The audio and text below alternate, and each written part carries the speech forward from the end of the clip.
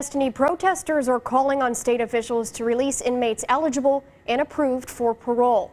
Now, according to the Texas Department of Criminal Justice, 2,495 Texas inmates and 758 staff members have tested positive for COVID-19. 1,082 inmates and 181 staff members have recovered. 36 inmates have died and an additional 22 deaths are under investigation. 7 staff members have died. Parole, not death row. I'll say it till my voice goes out. Parole, not death row. Hundreds gathered near the Texas Capitol Saturday, calling on Governor Greg Abbott and the Board of Pardons and Parole to release the inmates that are eligible for parole and let them leave out on parole rather than in a body bag. Most of the people in the crowd were worried loved ones of someone incarcerated. I just want my husband home. Like Lucha Cabrera. Her husband, Marcos Cabrera, has been in prison since he was 18. The most worried about him after 14 years. Today, Marcos is almost 34. He found out he was eligible for parole in April, but hasn't been paroled because of COVID-19. I'm tired.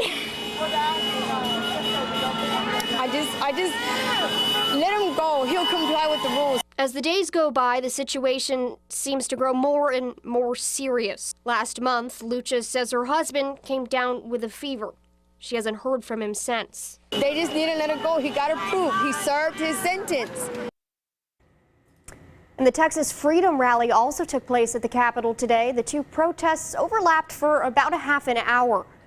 Protesters called for any restrictions that are still in place due to COVID-19 to be lifted. Shelley Luther was a keynote speaker.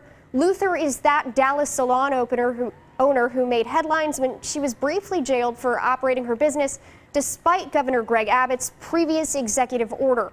Luther spent much of her time addressing the crowd this afternoon, pushing to reopen schools. I really feel like they only want to keep kids home because it's going to keep you from going to work. Do not let that happen. Our kids need to go to school, and you guys fight for that, please.